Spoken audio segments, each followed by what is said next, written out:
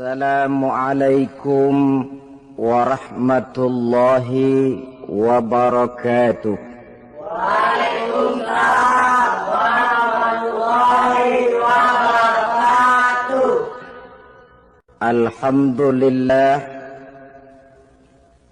Alhamdulillahilladzi ja'ala Ramadhana syahra siyama lil mu'minin.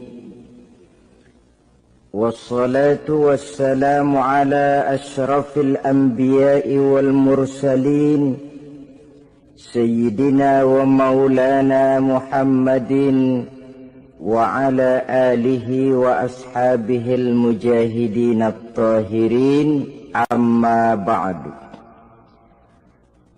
Ma'asyiral muslimin rahimakumullah. Dari jumlah 12 bulan yang ada dalam agama kita, yang dihitung sejak Muharram sampai dengan bulan Zulqa'dah, maka Ramadan mendapat gelar Sayyidus Syuhur. Sayyidus Syuhur artinya raja, penghulu atau tuan dari seluruh bulan.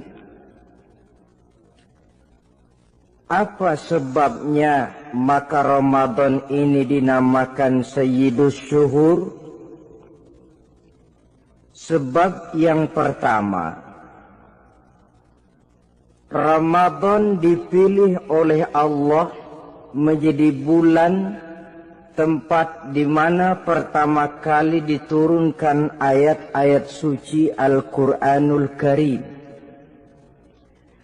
Allah tidak memilih Rabiul Awal, tidak Rajab, tidak pula Sya'ban misalnya, tetapi dipilihnya Ramadan untuk menjadi bulan di mana diturunkan ayat-ayat suci Al-Quranul Karim, seperti yang dijelaskan dalam surah Al-Baqarah ayat 185.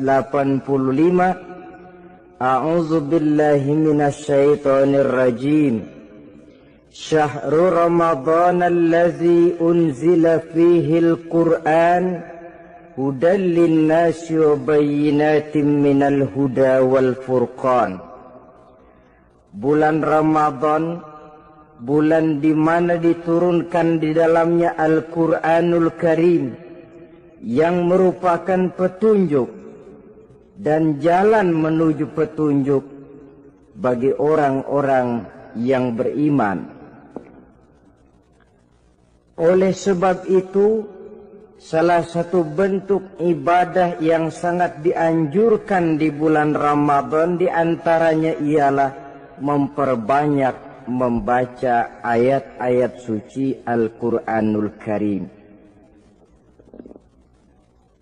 Yang kedua, Ramadan disebut Sayyidus Syuhur karena di dalamnya ada satu malam yang bobotnya khairun min alfi syahri. Satu malam tetapi lebih baik daripada 1000 bulan. Itu dinamakan dengan Lailatul Qadar.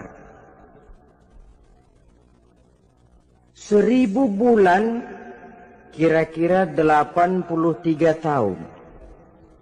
Nilai ibadah di malam itu lebih baik daripada nilai ibadah 83 tahun.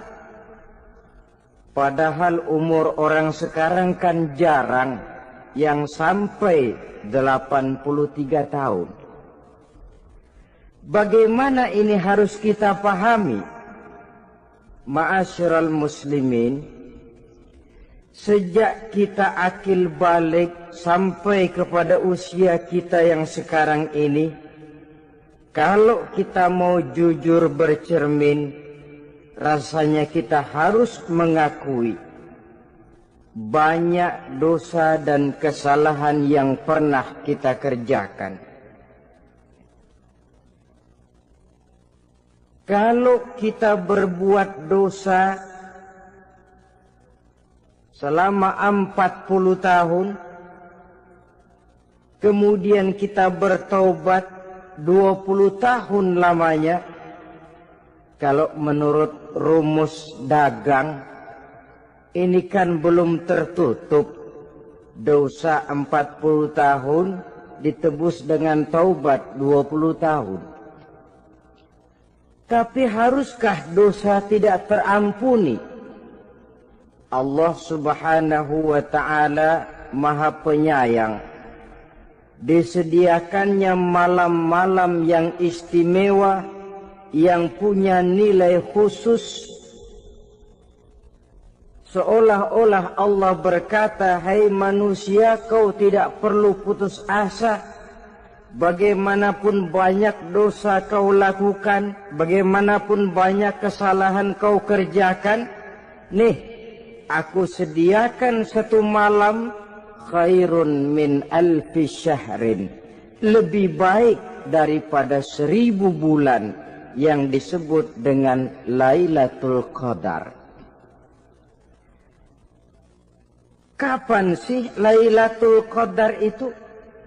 Menurut Al-Imamul Ghazali, Lailatul Qadar itu adanya pada 10 hari yang akhir di bulan Ramadan, terutama pada malam-malam ganjil.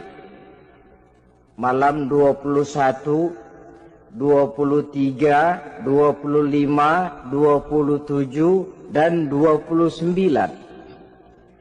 Tapi orang yang ingin menemukan Lailatul Qadar, dia harus sudah berjaga sejak awal Ramadan.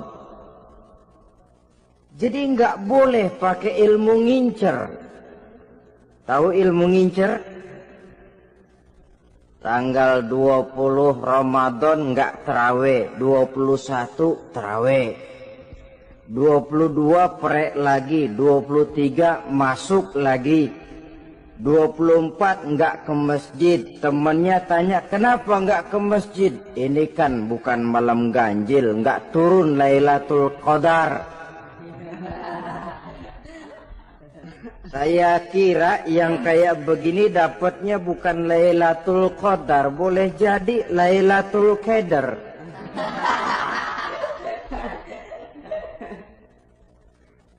Orang yang ingin menemukan Lailatul Qadar itu, dia harus berjaga-jaga sejak awal Ramadan. Inilah di antara tugas kita, memanfaatkan waktu-waktu yang punya nilai istimewa.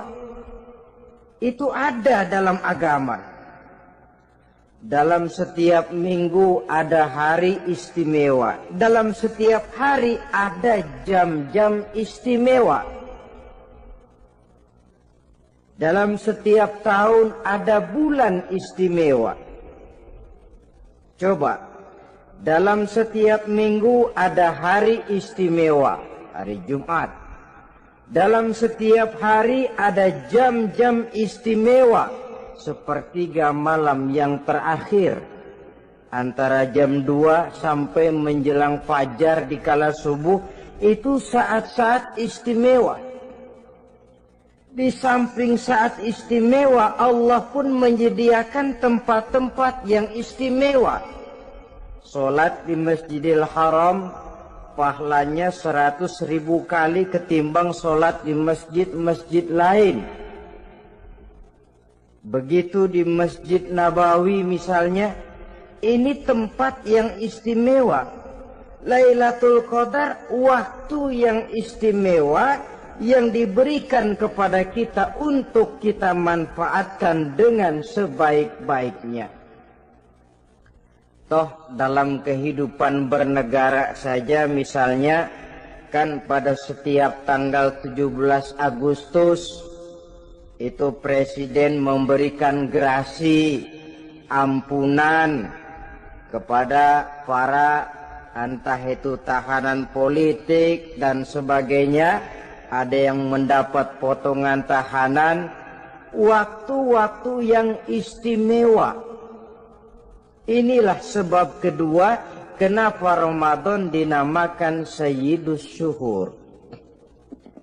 Sebab yang ketiga, Ramadan disebut Sayyidus Syuhur karena di dalamnya nilai kebajikan berlipat ganda adanya. Satu hadis menjelaskan, "Lau ta'lamu ummati ma fi Ramadan, latamannau an takuna as-sanatu kullaha Ramadan." Andai kata umatku tahu keistimewaan apa yang ada di dalam bulan suci Ramadan, niscaya mereka ingin agar sepanjang tahun isinya Ramadan saja. Apa sebabnya? Li'annal hasanata fihi mujtami'atun. Di dalam bulan Ramadan itu berkumpul segala macam kebajikan. Wa ta'atu maqbulatun. Segala perbuatan taat diterima oleh Allah.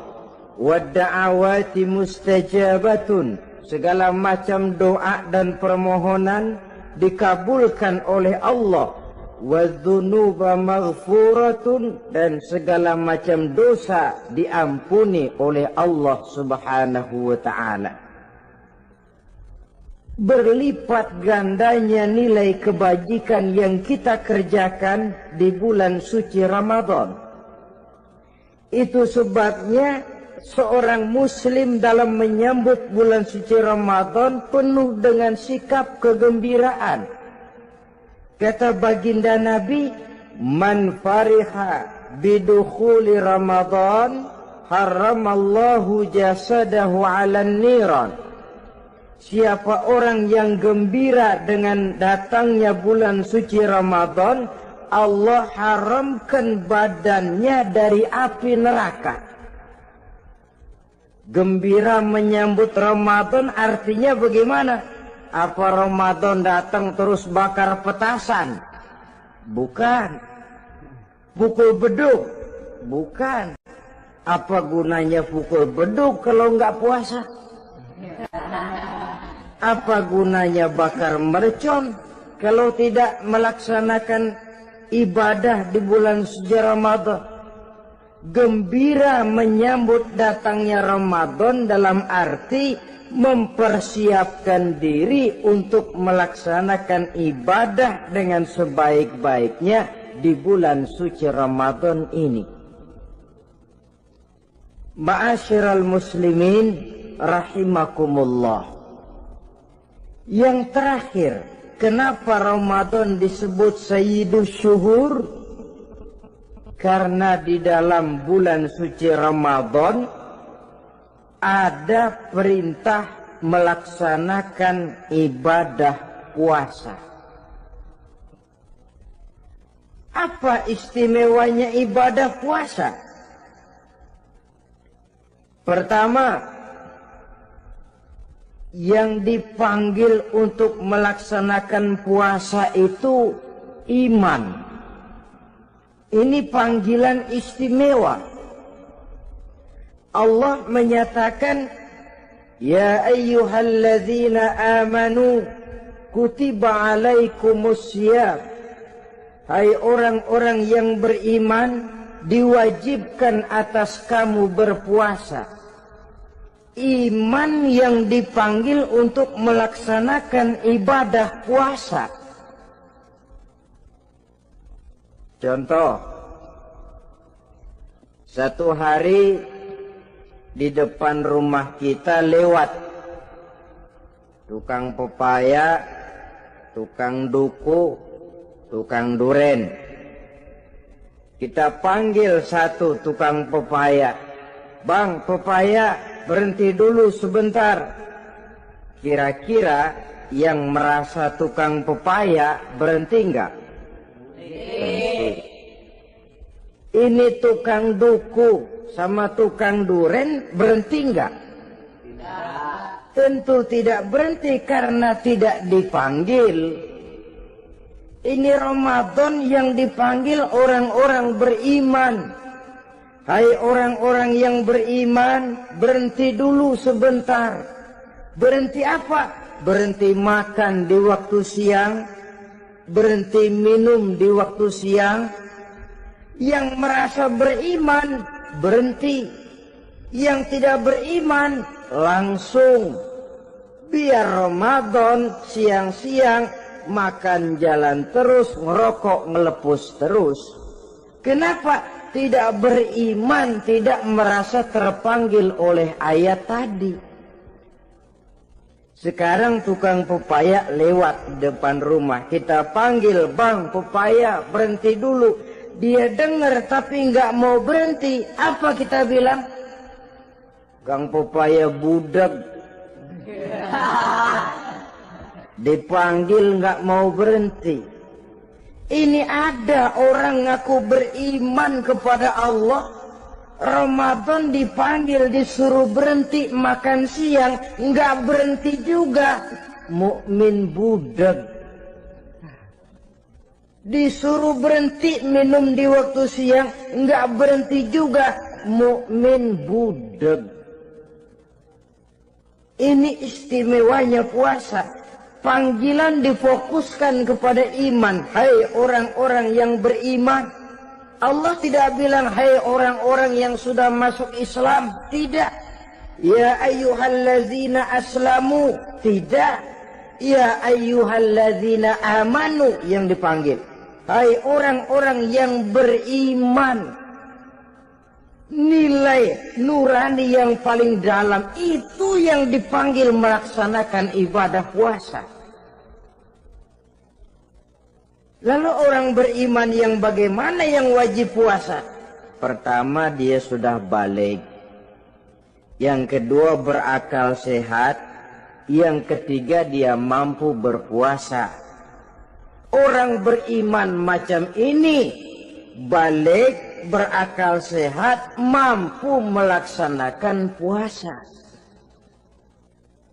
Kalau cukup syarat ini, dia wajib puasa. Kurang syarat, tidak wajib puasa. Jadi kalau di bulan Ramadan ada teman kita tidak puasa, jangan heran barangkali syaratnya kurang.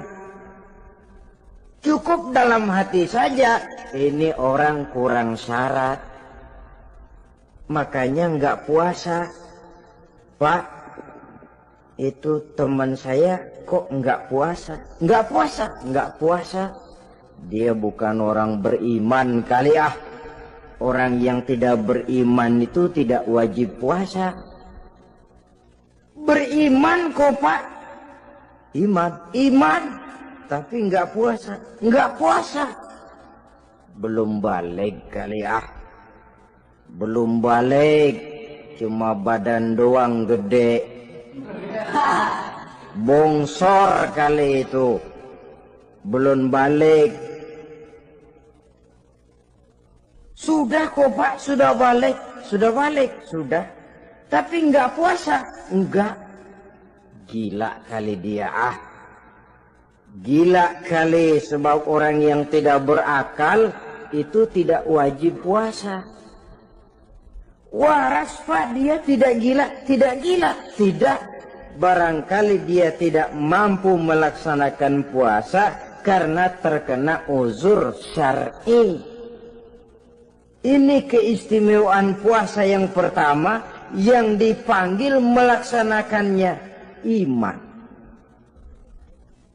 Keistimewaan yang kedua, oleh karena yang dipanggil iman, maka puasa dinamakan ibadah sirriyah. Ibadah rahasia. Kalau kita sembahyang, orang lihat kan? Lihat enggak? Lihat. Kita bayar zakat, orang tahu. Kita pergi haji, apalagi pergi haji sekampung nganterin. Tapi kita puasa atau tidak puasa, yang tahu kan cuma kita dan Allah saja. Pura-pura sedekah, nggak bisa. Pura-pura sholat, ketahuan. Gerakannya mesti canggung.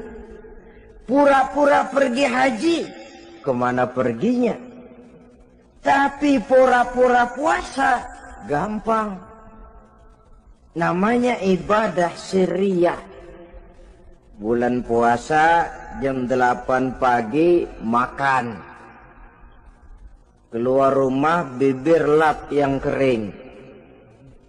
Jalan lemesin dikit.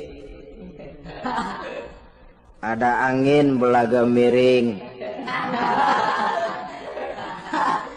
Temennya tanya, "Lu lemes amat, gue lagi puasa nih."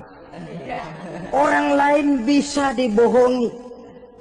Sebab puasa memang merupakan ibadah sirriyah yang tahu cuma kita dan Allah saja. Karena dia ibadah rahasia, puasa ini sulit terkena penyakit riya. Ibadah yang lain karena kelihatan orang, gampang kena penyakit riya, to show only. Sholat karena kelihatan orang, gampang kena penyakit riya. Karena saya jadi imam, misalnya di belakang saya lihat ada mertua, wah, saya bikinlah sembahyang saya mantap-mantap, pakai serban, pakai siwak, bahasanya saya paseh-pasehin kayak orang 16 tahun di Mekah. Wah, usolli fardhal maghribi salasa raka'atin, Allahu Akbar. Surahnya saya cari yang panjang-panjang, paling pendek Sabbihis sama Wadduha. Akibat apa itu? Riya, di belakang ada calon mertua. Tapi kalau sholat sendirian dalam kamar, boro-boro pakai serban dan siwak, kadang-kadang kaos kutang saja cukup. Surahnya jangan Sabbih sampai Wadduha, langganannya Inna A'toinakal Kautsar sama Qul Huwallahu Ahad. Karena sholat terlihat orang, mudah kena penyakit riya. Sedekah pun begitu. Mulanya niatnya cuma mau sedekah 5.000. Karena ada orang yang disedekahani naik 10.000. Yang 5.000 sudah karena orang. Jadi ibadah yang lain itu mudah terkena riya, tapi juga mudah dinilai orang. Kita bisa saja bilang, itu orang sholatnya khusyuk ya. Kenapa? Kelihatan dari gerakannya. Itu orang hajinya mabrur ya. Kenapa? Kelihatan dari tingkah lakunya setelah pulang haji. Itu orang sedekahnya berani ya. Kenapa? Ketahuan dari jumlahnya. Ibadah yang lain bisa dinilai, tapi puasa nggak bisa dinilai. Tuh orang puasanya mantap bener ya.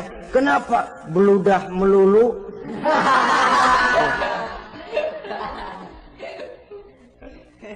Itu bukan ukuran. Itulah sebabnya dia dinamakan ibadah sirriyah, ibadah yang abstrak, yang tahu cuma si pelaksana dan Allah saja.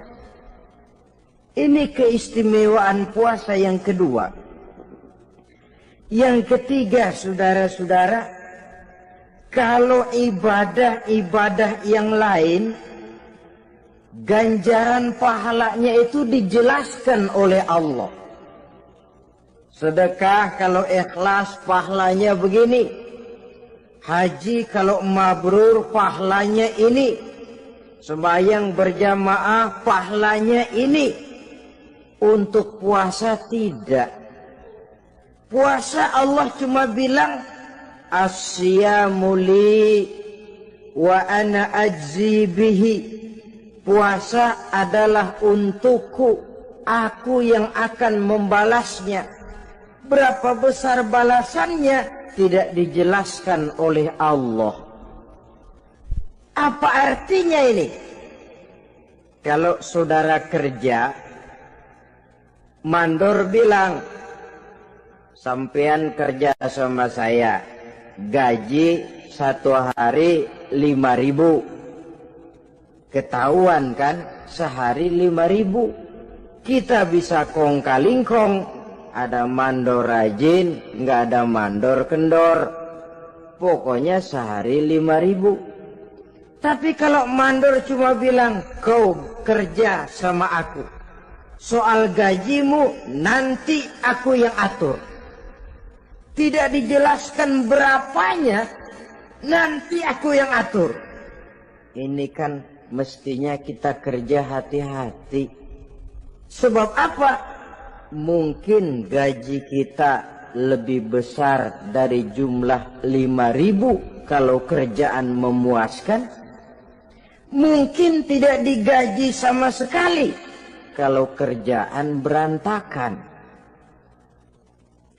Tidak dijelaskannya pahala puasa menjadi sugesti bagi kita untuk melaksanakan ibadah ini dengan sebaik-baiknya. Mungkin gaji sangat besar, mungkin tidak digaji sama sekali. Sebab kata Nabi, kam min shaimin laisa lahu min siyamihi illa al-ju' wal 'atsh. Berapa banyak orang puasa, dia tidak memperoleh apa-apa dari puasanya kecuali lapar dan haus saja. Puasa sah, kewajiban gugur, nilai 0.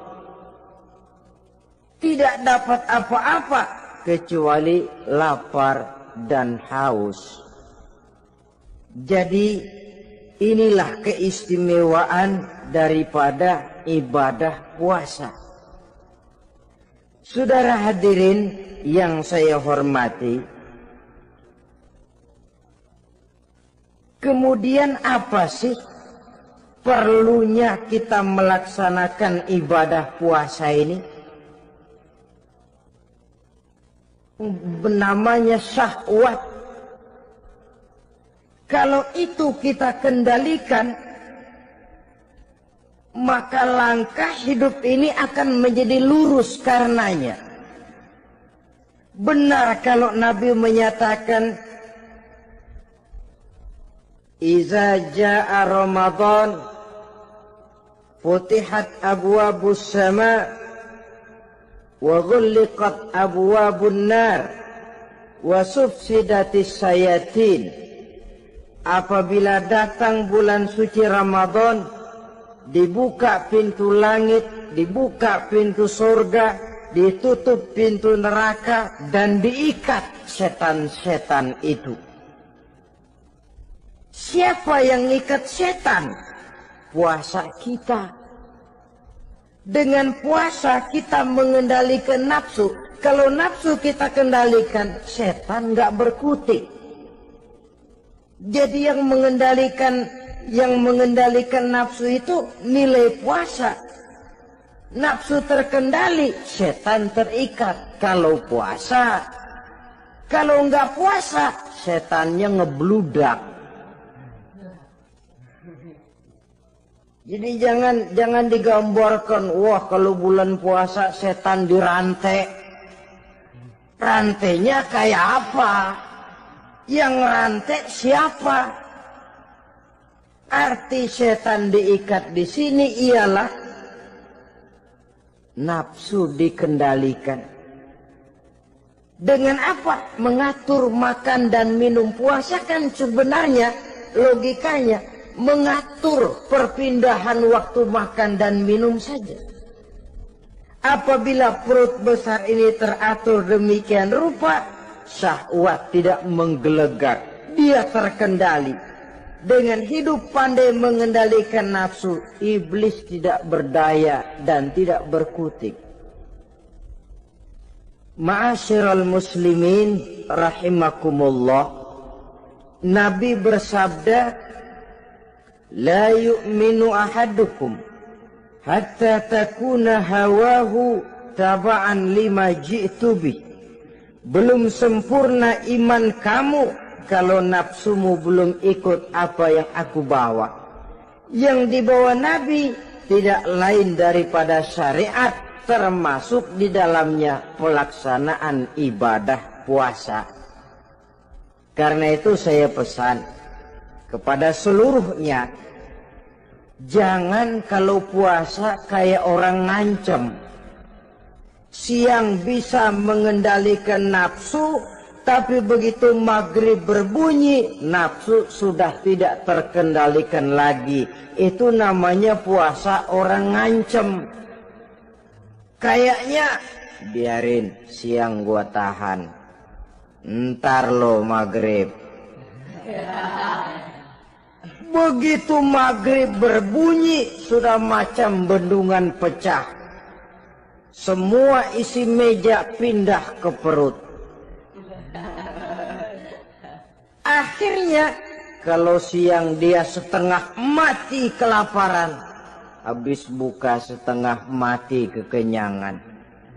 Dua-duanya jelek. Kalau sudah kekenyangan, yang enak kan ngukur balik. Tidur. Maghrib liwat, isya out, terawih boten. Temennya nyamper ke masjid yuk, terawih duluan deh. Gua kenyang bener nih. Kenyang. Berbuka itu yang bagus pakai etik ya. Etika buka itu, maghrib berbunyi, cukup seteguk air, 3 butir korma atau sepotong kue. Sholat maghrib. Selesai sholat maghrib, masuk ronde kedua. Waktunya agak panjang, makan ala qadarnya. Selesai makan, berangkat ke masjid, isya tarawih. Pulang tarawih, masuk ronde ketiga. Waktunya panjang, mau habis-habisan juga nggak apa-apa. Tapi kalau begitu maghrib berbunyi langsung dipukul 1 ronde, kita yang rubuh. Kekenyangan. Waktu siang dia sanggup mengendalikan nafsu, tapi begitu maghrib berbunyi, nafsu sudah tidak terkendali lagi. Asar pengaruh puasa tidak akan membekas dalam jiwanya. Siang jelas puasa, nggak boleh ngerokok. Begitu maghrib sampai imsak kayak lokomotif, kelebul nggak berhenti-berhenti. Tidak lagi sanggup mengendalikan diri, mumpung boleh katanya. Sampai pernah kejadian ada orang bangun sahur kesiangan, bingung dia waktunya tinggal dikit. Mau sahur dulu nggak keburu ngerokok, mau ngerokok dulu takut nggak keburu sahur, akhirnya bareng. Sebelah nyuap nasi, sebelah ngerokok. Itu macam mana rasanya kalau sudah kayak begitu itu. Padahal pengaruh daripada melaksanakan puasa akan terlihat dari sejauh mana seseorang dalam hidup mampu mengendalikan nafsu. Bukan pada waktu memang dilarang, tapi pada waktu diizinkan. Di situ yang paling kelihatan. Kalau waktu siang saudara mampu mengendalikan nafsu, itu jelas saja memang seharusnya wong puasa. Malam dalam keadaan makan boleh, minum boleh, masih mampu mengendalikan nafsu, dalam arti makan dan minum pada batas yang wajar saja. Itulah yang dikehendaki dari melaksanakan ibadah puasa. Sehingga ibadah itu membekas dan ikut membentuk kepribadian orang. Sekali lagi, jangan cuma waktu siang saja bisa mengendalikan nafsu. Di waktu malam pun dalam kondisi yang memang dihalalkan, kita juga hendaknya mampu mengendalikan nafsu. Jadi inilah perlunya puasa yang pertama, supaya kita bisa mengendalikan nafsu. Yang kedua, puasa itu melatih kita hidup sederhana. Orang sufi mengajarkan orang yang paling kaya ini sebenarnya orang yang hidupnya paling cukup. Sedangkan orang miskin adalah orang yang kebutuhannya kelewat banyak. Maka yang paling kaya, bahkan yang maha kaya, itu sebenarnya cuma Allah. Sebab apa? Dia nggak perlu apa-apa. Makin banyak keperluan kita, makin miskin kita.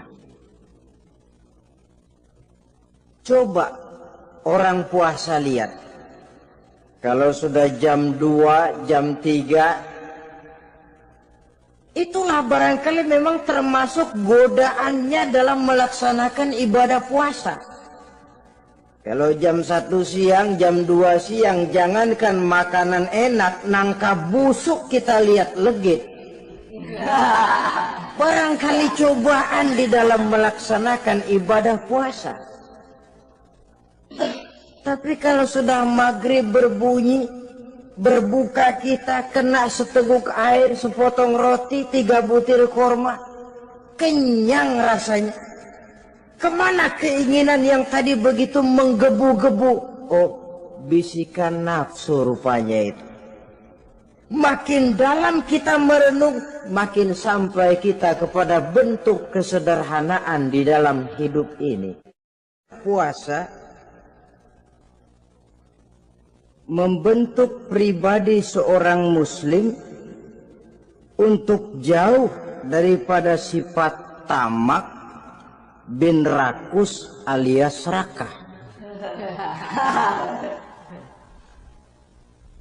Tamak itu berasal dari kalimat toma dalam bahasa Arab yang sifatnya sudah terukir dari hurufnya. Huruf to tengahnya bolong, huruf mim tengahnya bolong, huruf ain mulutnya mangap, perutnya gede.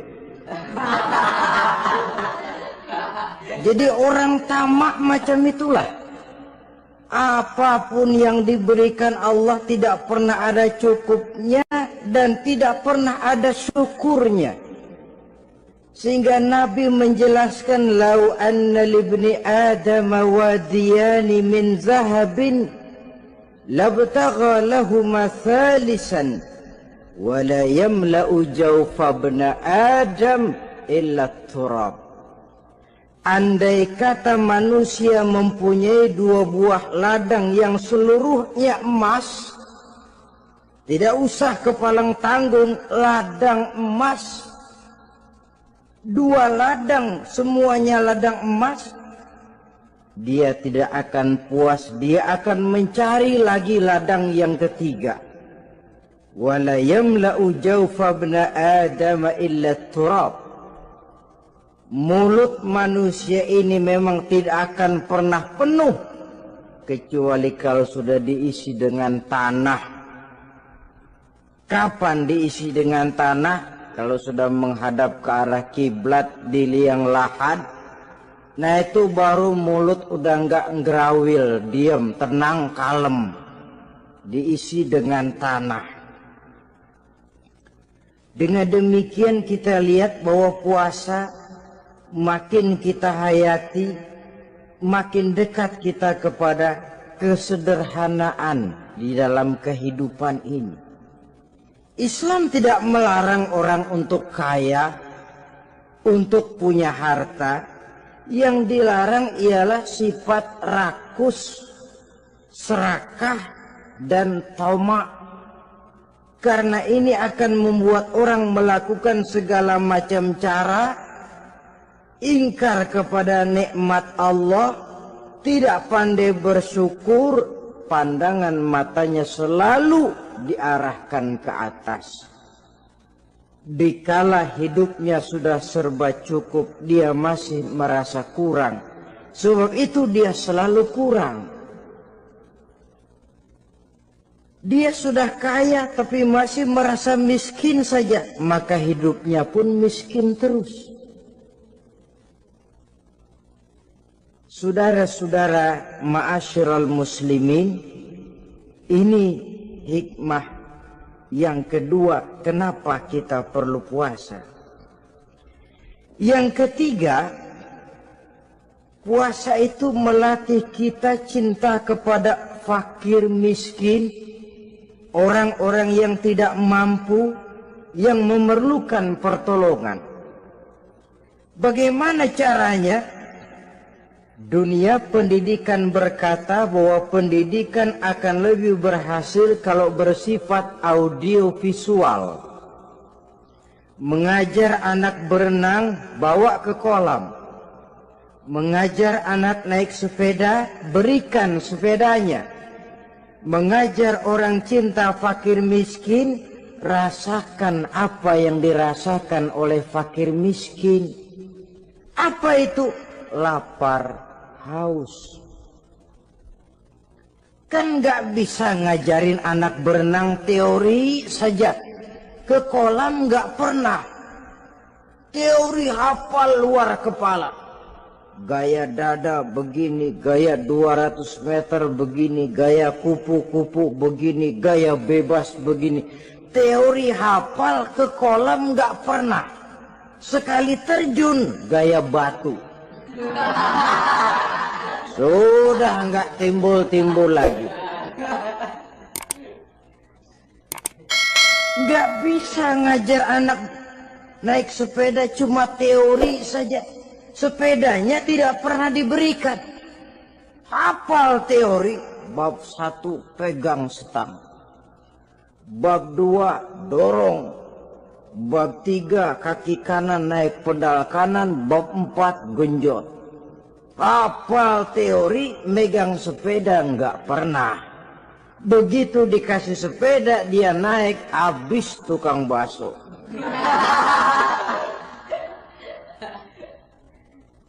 Pun mendidik orang cinta kepada fakir miskin tidak bisa cuma lewat seminar, kongres, penataran, indoktrinasi.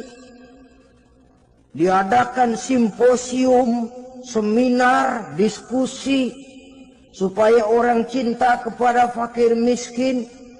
Tapi yang bicara orang kenyang semua. Bagaimana hati ini mau peka? Islam itu nggak usah banyak teori lah. Rasakan saja lapar, haus, enak enggak? Kalau kau tahu lapar dan haus tidak enak, kau lapar haus cuma sebentar. Habis maghrib, laparmu hilang, hausmu hilang. Bagaimana saudara-saudaramu muslimin yang terkapar di kolong-kolong jembatan? Yatim piatu yang hidup terlunta-lunta. Perempuan-perempuan tua hidup miskin, anak pun banyak perlu uluran tangan. Lapangan kerja sulit, persaingan hidup makin tajam, meringkuk mereka di sudut-sudut kehidupan. Beratap langit, beralas bumi, tanpa tahu kapan hidup dan nasibnya akan berubah. Di situ pekalah hati untuk hidup tidak cuma buat kepentingan diri dan perut sendiri saja, tapi mampu memberikan pertolongan sesuai dengan kemampuan kepada mereka yang memang memerlukan. Sebuah hadis menyatakan, irhamu ahlal ardi yarhamkum man fis sama. Sayangilah apa yang ada di permukaan bumi, nanti yang di langit akan sayang kepadamu. Si kaya sayang kepada yang miskin lalu menolongnya. Yang alim sayang kepada yang awam lalu membimbingnya. Yang pemimpin sayang kepada rakyat lalu melindunginya. Yang di langit akan sayang kepada kita, akan turun rahmah berlimpah, akan tercipta keberkahan dan ketenangan dalam hidup. Tapi kalau sebaliknya, yang kaya malah nyantap yang miskin, yang pemimpin malah menggilas yang rakyat, yang alim malah membodoh-bodohi orang yang memang sudah bodoh, akan terwujudlah malapetaka. Bukan rahmah yang turun dari langit, tapi azab akan menimpa kita semua. Orang yang menghayati lapar, menghayati haus, akan timbul kepekaan sosial. Hidup tidak cuma untuk diri sendiri saja, tapi mampu melihat lingkungannya. Yang keempat, kita perlu puasa untuk menumbuhkan sifat jujur dan disiplin. Coba lihat, kalau tengah hari bulan puasa, andai kata saudara masuk ke dalam kamar seorang diri, saudara kunci dari luar, lalu saudara makan, tidak seorang pun tahu. Tapi kenapa itu tidak kita lakukan? Ada semacam perasaan malu. Malu kepada Allah. Iya, orang lain tidak tahu. Iya, manusia bisa saya bohongi, tapi Allah. Atau umpamanya waktu sholat zuhur,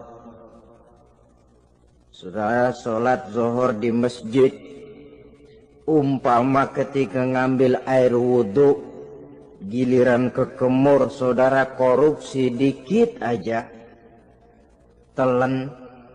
Jangan Nabi sumu tasihhu, berpuasalah kamu, badanmu akan sehat. Sebab apa? Saya katakan tadi, semua energi dihasilkan dari perut besar sini. Itu makanan yang kita makan, mulai dari keju sampai singkong, mulai dari hamburger sampai combro, masuk perut besar, digiling, lalu ditransfer ke seluruh tubuh oleh perut besar ini. Mekanisme kerjanya persis pabrik besar yang kalau kita hayati, Allahu Akbar, fatabarakallah ahsanul khaliqin. Ini tangan supaya kuat kerja perlu vitamin apa? Kirim ke tangan. Mata supaya awas perlu vitamin apa? Kirim ke mata. Bibir supaya nggak pecah perlu vitamin apa? Kirim ke bibir. Oleh perut besar ditransfer ke seluruh tubuh. Sisanya yang nggak perlu keluar jalan belakang.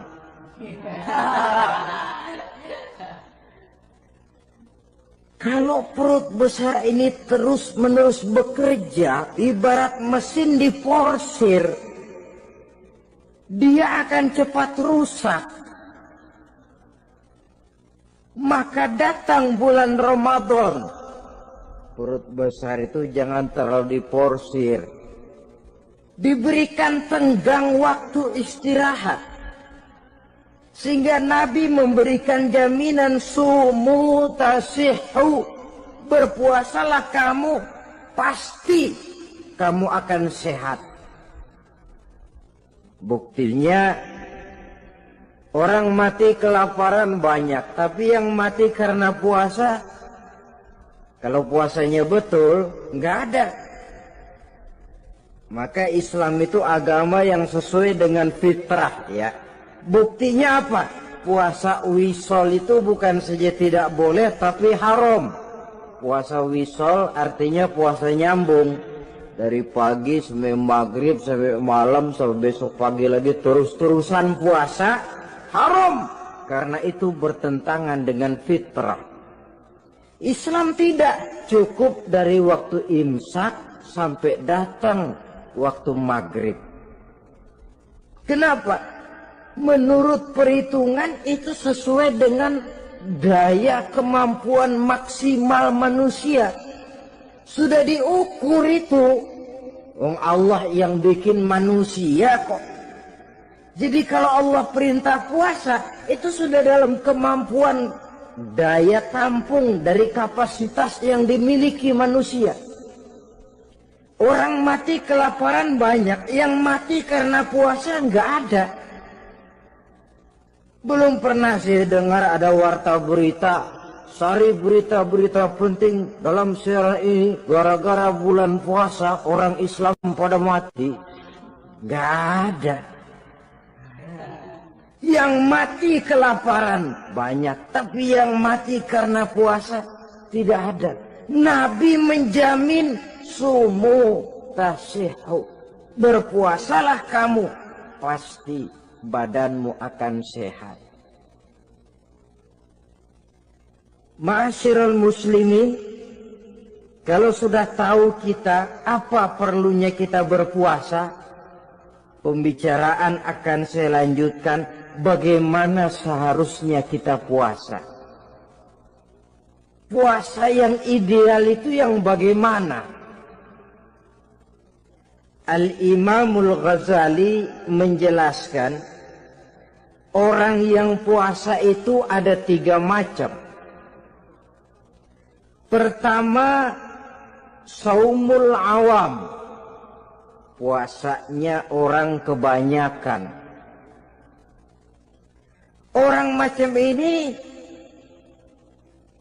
merasa sudah puasa asal tidak makan, tidak minum, puasa sudah. Pokoknya tidak makan, tidak minum, itulah puasa. Ini puasanya orang awam. Matanya tidak pernah puasa, kupingnya tidak puasa, kakinya tidak puasa, tangannya tidak puasa. Ini puasa orang awam kebanyakan. Hasilnya tidak mustahil seperti yang dikatakan Nabi tadi. Berapa banyak orang puasa tidak mendapat apa-apa dari puasanya kecuali lapar dan haus. Puasa sah, kewajiban gugur, nilai 0. Kan rugi ibadah semacam itu. Sebab jangan lupa, yang membatalkan itu kan 2. Ada yang membatalkan pahala puasa, ada yang membatalkan puasa. Bedanya apa? Kalau puasa batal, pahala jelas batal. Tapi kalau pahala yang batal, puasanya mungkin sah. Kewajibannya gugur, tapi pahala tidak ada. Kalau yang membatalkan puasa sih umumnya kita bisa jaga itu. Sebab apa? Masalahnya konkret, kelihatan. Apa yang membatalkan puasa? Misalnya makan dan minum yang disengaja walaupun sedikit, batal. Sedikit tapi sengaja tidak mengenyangkan, batal. Mamanya pentol korek yang kecil itu, sengaja telan waktu puasa, batal. Kan sedikit pak, nggak kenyang kok. Sengaja. Sengaja itu yang bikin batal. Tapi kalau tidak sengaja seperti lupa, itu tidak batal. Misalnya hari pertama puasa, Habis sembahyang subuh tidur, bangun jam 8, lupa kebiasaan, langsung aja nyerbu ke dapur. Dapat sepiring setengah, ingat, astagfirullah, lagi puasa, betul. Setelah ingat bagaimana? Yang masih ada di mulut keluarkan, berkemur, lanjutkan puasanya, sah. Perkara sepiring setengah yang udah kadang masuk bagaimana Pak? Itu rezeki. Lawang orang lupa. Lupa itu kan jenis yang ma'fu anhu, jenis yang dimaafkan. Makan dan minum yang disengaja walaupun sedikit batal. Batal puasanya. Apalagi muntah yang disengaja, batal puasa itu. Ukuran sengaja kan kita tahu. Apalagi hilang akal, seperti gila atau pingsan, batal puasa. Apalagi hubungan suami istri di waktu siang secara sengaja, batal. Kalau sengaja, kalau nggak sengaja, enggak. Namanya nggak sengaja. Umpamanya, saya nggak sengaja Pak, tahu-tahu udah nyampe situ, gimana? Yang nggak batal, cuma begitu ingat, buru-buru selesai mandi, lanjutkan puasanya, sah. Jangan begitu ingat sih, ingat Pak puasa cuman tanggung. Nah, ini tanggung ini yang bikin jadi batal. Dan jangan lupa, orang yang membatalkan puasa karena hubungan suami istri, dendanya paling berat. Seorang sahabat pernah lapor, halaktu ya Rasulullah, ya Rasul, celaka saya. Ma ahlakah, apa yang bikin kamu celaka? Saya lagi puasa Ramadan ya Rasulullah, saya nggak tahan. Lalu saya nyelonong sama istri saya, pengantin baru ini rupanya. Nyelonong bagaimana? Ya nyelonong.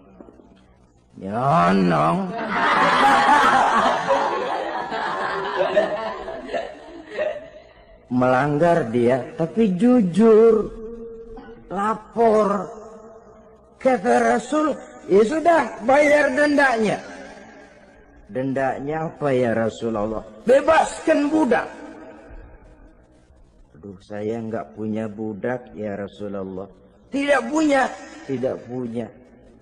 Puasa 2 bulan berturut-turut, tidak boleh diselang-seling.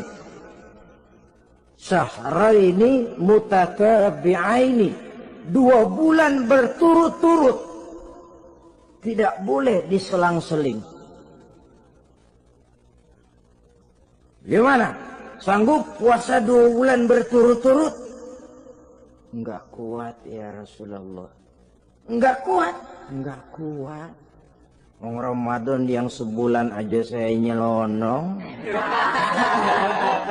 apalagi 2 bulan.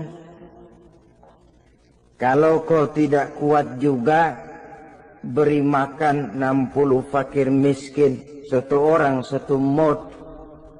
Ya Rasulullah, apalagi jangan memberi makan 60 fakir miskin. Istri saya di rumah sehari masak, 3 hari libur. Saya orang susah ya Rasulullah. Saya pikir lagian ya orang kebangetan juga, sudah melarat sama larangan berani. Rasul masuk ke dalam kamar, keluar kembali bawa sekeranjang kecil kurma. Kalau kau tidak punya apa-apa, bawa pulang ini. Sedekahkan kepada orang-orang miskin di kampungmu sebagai pembayar dendamu. Ya Rasulullah, Apalagi di kampung saya itu yang paling miskin saya. Waduh, rusak bener ini orang. Apa marah Rasul? Beliau malah senyum. Ya sudah, kalau memang yang paling miskin kamu, bawa pulang saja itu korma, beri makan anak istrimu di rumah. Orang ini udah melanggar larangan, dapat korma lagi. Yang kedua, watak hukum Islam itu elastis, fleksibel, tidak kaku. Tidak kalau sudah begitu ya mesti begitu, itu tidak. Yang sering kaku kan kitanya umat Islam di dalam memahami Islam. Saudara hadirin yang saya hormati, yang tidak boleh itu pun di waktu siang. Kalau malam sejak maghrib sampai sebelum imsak, pada awal perintah puasa tidak boleh. Tapi ternyata banyak juga yang nyerempet-nyerempet. Sampai Allah turunkan, uhilla lakum lailatas siyami arrafasu ila nisaikum. Dihalalkan bagi kamu pada malam puasa bergaul dengan istrimu. Jadi barangkali di antara pendengar ini ada yang pengantin baru, tolong sabarlah di waktu siang.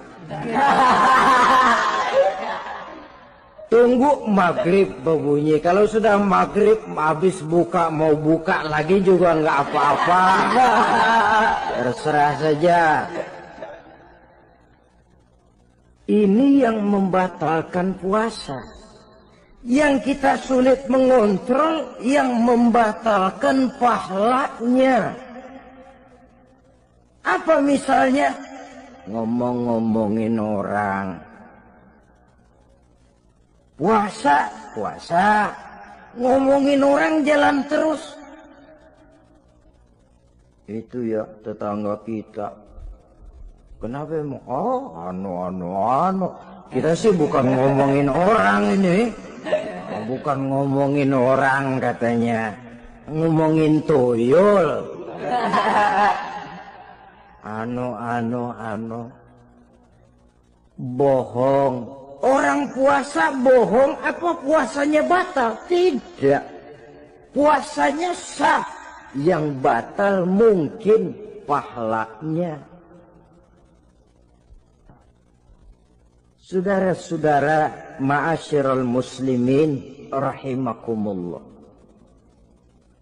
Mata, terutama di kota-kota besar, menjaga mata ini. Kadang-kadang kita nggak pengen lihat tapi kelihatan.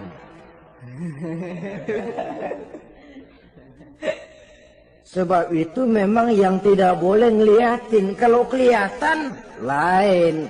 Kelihatan itu kan rezeki. Orang kita nggak mau tapi kelihatan. Yang kelihatan itu sebentar. Kata Imam Ali, nazratul ula laka wa thaniyatu alaika. Pandangan pertama untukmu, yang kedua atasmu.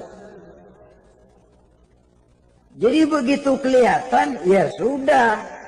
Jangan kelihatan tapi manteng aja enggak mau. Jadi mantengnya ini yang jadi urusan. Saudara hadirin yang saya hormati, dengan kata lain, berusahalah kita untuk puasa zahir batin. Itu yang pertama tadi. Puasa tingkatnya orang saumul awam disebut. Tingkat yang kedua, saumul khawas. Puasanya orang khusus. Bagaimana ini? Di samping tidak makan dan tidak minum, panca inderanya sudah ikut puasa. Matanya puasa, kupingnya puasa, Asal ada diajak ngomong-ngomongin orang, maaf ya, kuping saya lagi puasa. Kakinya puasa, diajak jalan ke tempat yang tidak baik, dia bilang maaf saja, kaki saya lagi puasa. Diajak nyolong, maaf, tangan saya lagi puasa. Tidak cuma sekedar tidak makan dan tidak minum, panca inderanya sudah ikut puasa. Sekurang-kurangnya seperti inilah puasa kita.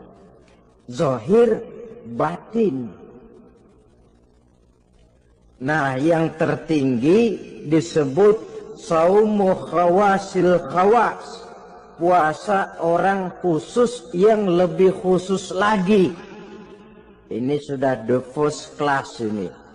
Puasanya orang fit. Bagaimana puasanya orang ini?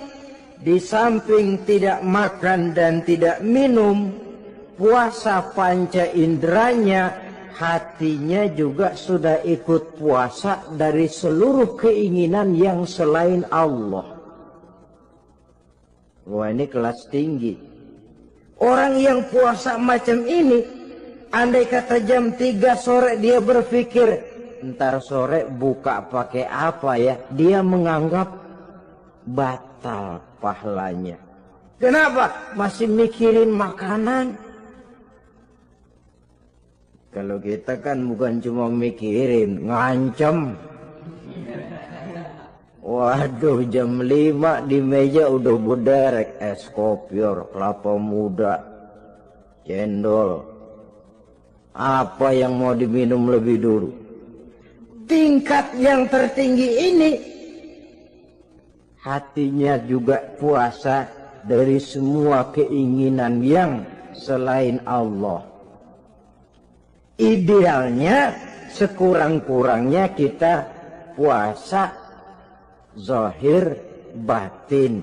Zahirnya menahan diri dari yang membatalkan puasa, batinnya mencegah diri dari yang membatalkan pahala puasa kita itu. Ma'asyiral muslimin rahimakumullah. Terakhir, Rasulullah sallallahu alaihi wasallam membagi bulan Ramadan itu menjadi 3 bagian. Sepertiga yang pertama tanggal 1 sampai 10 Ramadan, masa turunnya rahmah, turunnya kasih sayang Allah.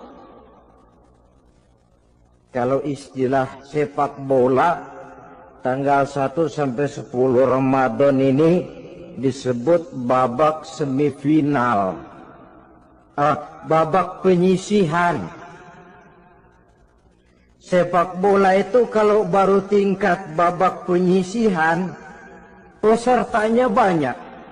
Seluruh kesebelasan turun bertanding. Babak penyisihan.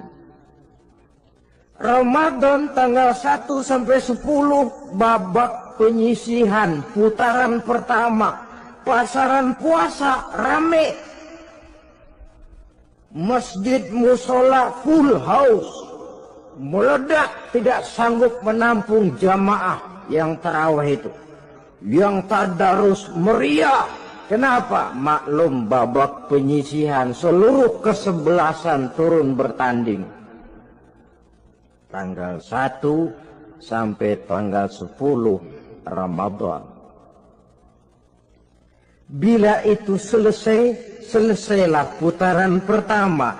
Masuk putaran kedua, sepertiga yang kedua tanggal 10 sampai 20 Ramadan, masa maghfirah, masa turunnya ampunan dari Allah. Masuk babak semifinal. Sepak bola itu kalau sudah babak semifinal, itu kan sudah banyak kesebelasan yang masuk kotak. Maka 10 Ramadan ke atas, pasaran puasa mulai menurun, yang nggak puasa mulai nekat, yang tadarus sudah mulai sayup-sayup sampai. Sementara barisan orang sembahyang tarawih di masjid mulai mengalami kemajuan dengan pesatnya. Barisannya makin maju ke depan. Maklum, tidak semua kesebelasan tangguh. Ada yang sejak bertanding sudah berhitung. Kita sih bakalan kalah jelas, yang penting main aja dulu dah. Ada yang rajin ke masjid motifnya lain, ada. Karena ikut-ikutan teman, karena malu semua mertua, rajin terawih. Karena nganterin, rajin terawih. Bayangnya paling belakang berdua lagi. Malah ngeledek begitu imam waladolin, dia di belakang nyaut asik.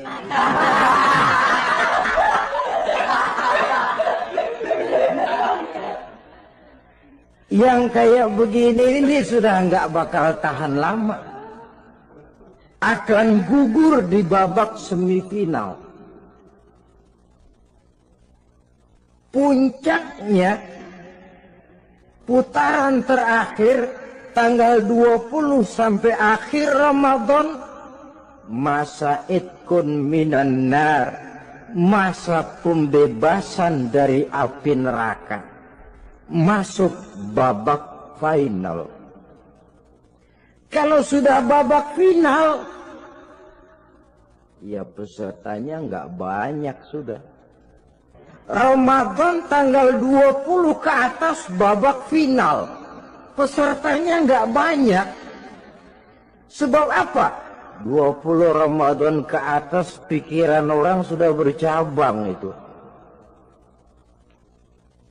Yang punya kampung sudah siap-siap mau pulang mudik.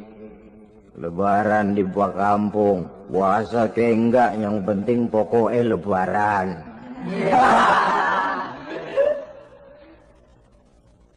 Yang pegawai negeri gajinya kecil, anaknya banyak, palanya ngebet. Yang belum punya sepatu, belum punya baju, macam-macam problem, sehingga konsentrasi ibadah menurun. Padahal Nabi sangat menganjurkan tingkatkan ibadah, la siyama fi asril awakhir, lebih-lebih pada hari 10 yang akhir, tanggal 20 sampai akhir Ramadan.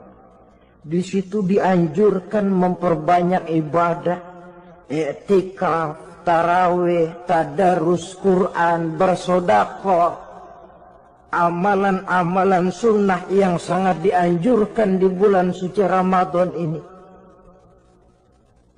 Nah, mereka yang keluar sebagai finalis Ramadan, Allah Subhanahu wa ta'ala berkenan memberikan piagam penghargaan.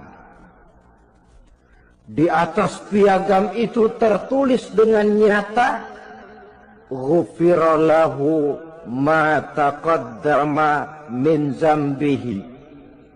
Pemegang piagam ini dinyatakan keluar sebagai finalis Ramadan, kepadanya diberikan penghargaan dengan jaminan ampun terhadap seluruh dosa yang pernah dia kerjakan.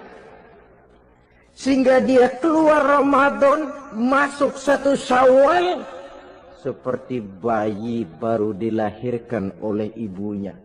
Bersih tanpa dosa, karena sudah dibersihkan oleh ibadah Ramadan. Sehingga masuk Syawal, dia rayakan Idul Fitri, dia pantas mengucapkan minal aidin wal faizin.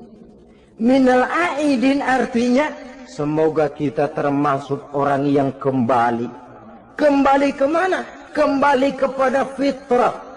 seperti bayi baru dilahirkan oleh ibunya, tidak punya dosa kepada Allah karena sudah dibersihkan oleh ibadah Ramadan. Ini orang yang finalis, puasanya betul, tarawihnya betul, pantas mengucapkan minal aidin. Dan kalau tarawih cuma 2 malam, puasa 3 hari. Lebaran paling rajin, mas minal aidin ya minal aidin. Nggak tahu diri lo. Minal aidin dari mana? Saudara hadirin, dosa kepada Allah bersih oleh ibadah Ramadan. Tinggal dosa kepada sesama manusia berhalal bihalal di hari raya Idul Fitri. Nah, inilah pembicaraan kita pada pertemuan kali ini dengan harapan mudah-mudahan ibadah kita diterima Allah, kita keluar sebagai finalis yang pada akhirnya masuk ke dalam kelompok minal aidin wal faizin, orang yang kembali suci kepada fitrah dan orang yang beruntung. Dengan semangat inilah kita rayakan Idul Fitri, hari raya kembali kepada fitrah. Terima kasih banyak atas segala perhatian. Mohon maaf atas segala kekurangan. Usikum wa nafsi bitaqwallah. Wassalamualaikum warahmatullahi wabarakatuh.